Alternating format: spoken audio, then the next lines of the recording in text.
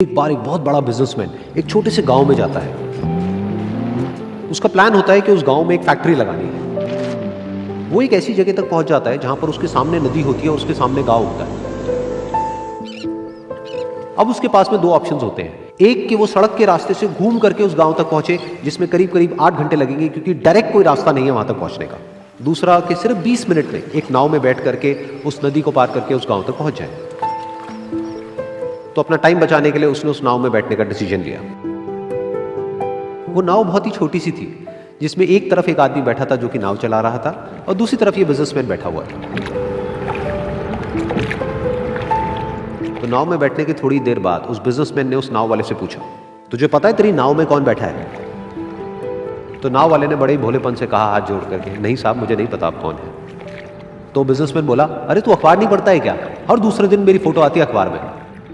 तो नाव वाला बोला, अरे साहब मुझे कहाँ पढ़ना लिखना आता है, मैं बहुत छोटा सा था जब मेरे पिताजी गुजर गए थे, तो अपने परिवार का ध्यान रखने के लिए मैं बचपन से ही काम में लग गया और तभी मेरा स्कूल छूट गया। ये सुन करके उस बिजनेसमैन ने उसका मजाक उड़ाते हुए उसको कहा, तुझे पढ़ना लिखना तक नहीं आता है, ऐसी जिंदगी का क्या फायदा? ये सुन करके उस नाव वाले को बुरा तो लगा, लेकिन उसने कुछ नहीं कहा।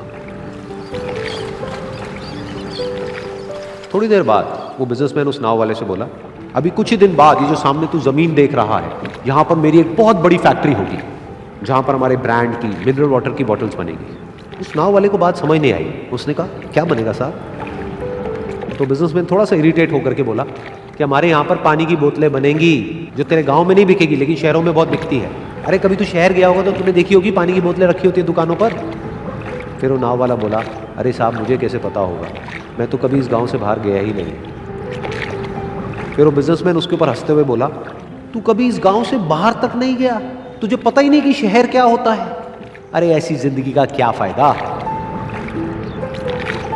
उसकी ये बात सुन करके उस नाव वाले को सच में लगने लगा कि मेरी जिंदगी शायद किसी काम की नहीं है। अपनी सोच की वजह से उसका नाव से ध्यान हटा और तभी नाव की टक्कर हो गई एक बड़े से पत्थर से, जिसकी वजह से नाव में पानी भरने लगा और नाव डूबने लगी। उस जगह पर पानी बहुत ही गहरा था और किनारा दूर था।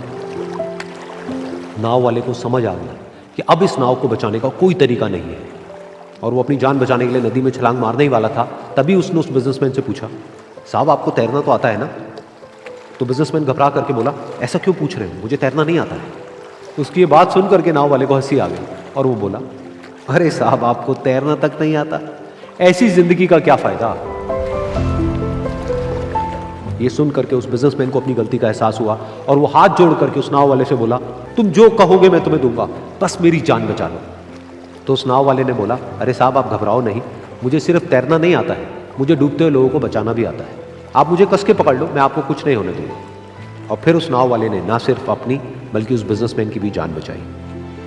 तो इस कहानी से हम एक बहुत बड़ी सीख ले सकते हैं कि हमें जिंदगी में कभी भी किसी का भी मजाक नहीं उड़ाना चाहिए या उसको अपने से कम नहीं समझना चाहिए, क्योंकि हमें नहीं पता कि हमें कब, कहां, कैसे, किसकी जरूरत पड़ जाए।